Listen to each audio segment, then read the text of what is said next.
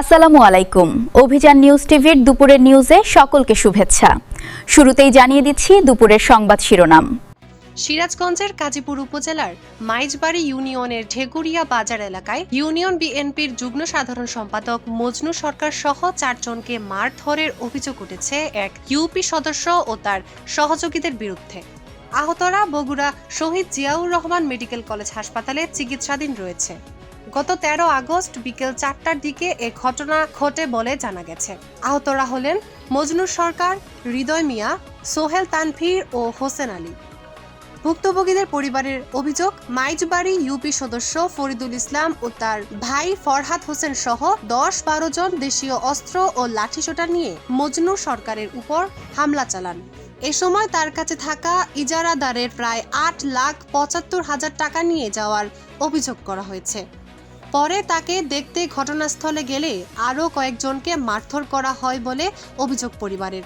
এ বিষয়ে ইউপি সদস্য ফরিদুল ইসলামের বক্তব্য জানতে একাধিকবার যোগাযোগের চেষ্টা করা হলেও তার মন্তব্য পাওয়া যায়নি।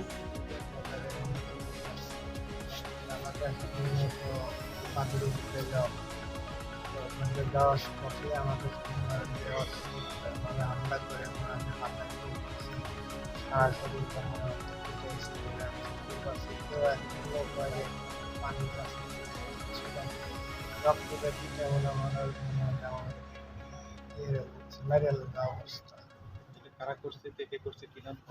এটা হলো যে আপনার মোল্লাবাড়ি হলো যে সুমন নাম একটার নাম হলো আপনার হলো বাবলুল্লাহ টাকা, তারপরে ফরিদের ভাই, আর একটা ছেলে আছে যদি দেখতে ড্রাইভার মনে হয় চিনি না, 3-4টা মনে করে ছিল চাইনিজ কুড়াল দিয়ে এরা চা পাতি দিয়ে এরকম সেগুলো ঠেকাইতে যাতে আমার মারার মনে হয় একটা ছেলে দিছে রক্ত দিয়ে গাছ একবারে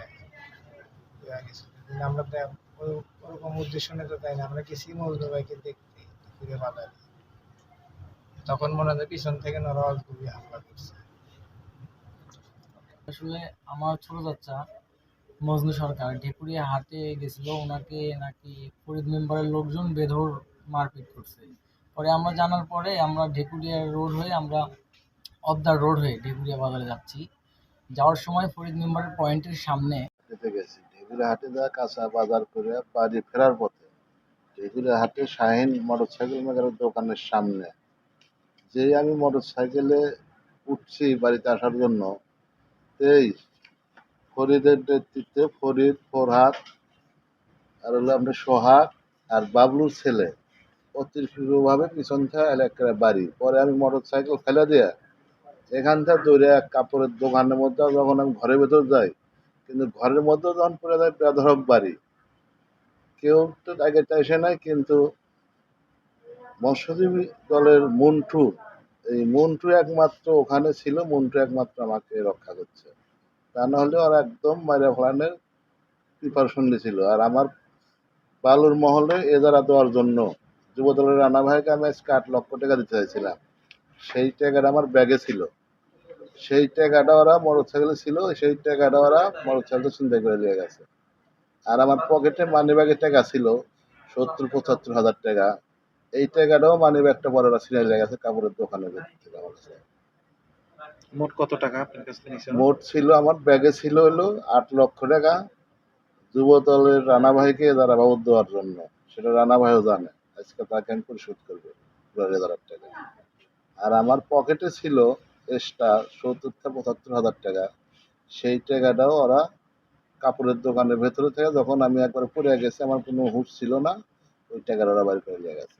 আচ্ছা, আরেকটা বিষয়, এই যে আমরা জেনেছি অনেকগুলো আহত লোক, যখন শুনছে আমার ভাতিজা যখন শুনছে আমাকে ঢেকুরিয়া বাজারে মারছে এরকম ধরো, তখন এরা বাড়ি থেকে ওদের বাড়ির পাশ দিয়ে যেতে হয়, ওদের বাড়ির পাশ দিয়ে যখন আমাকে ঢেকুরিয়া বাজার দেখতে যাবেন না, আসলে আমার ছেলে যখন দেখছে আমার আব্বু কোথায়, আমার ভাতিজা যখন দেখছে আমার চাচু কোথায়, তাহলে আমরা যা দেখি, কিন্তু দেখার উদ্দেশ্য যখনই গেছে ওদের বাড়ির সামনে, তখনই ওরা পাল্টা আক্রমণ শুরু করে দিছে।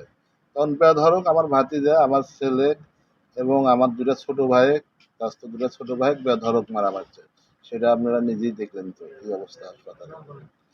একটার নাম হলো হোসেন আলী, একটার নাম হলো হৃদয়, একটা হলো আমার ভাতিজা সোহেল, একটা আছে আর এক ভাতিজা মনির, আর আমার নিজের ছেলে স্বাধীন। আচ্ছা, এই যে ওরা যে আপনাকে অতর্কিত হামলা করে মারলো, কি দিয়ে মারলো আর কারা কে মারছে, কয়জন ছিল আনুমানিক? এরা ছিল হলো ফরিদ হলো হুকুম দিছে, আর সোহাগ, ফরহাদ, আর হলো বাবলুর ছেলে, বাবলু মোল্লার ছেলে, ওর নামটা আমি জানি না। বাবলু মোল্লার ছেলে ছিল নাইম, নাইম পরিচয়। কি দিয়ে আঘাত করছে? এদের হাতে সবই ছিল এই পাইপ আর রড। দলীয় কোনো নেতৃবৃন্দের কাছে কোনো কিছু চাওয়ার আছে আপনার? এরা দলীয় কোনো, আমার বিএনপি দলের ওরা কেউ না, কোনোদিনও ছিল।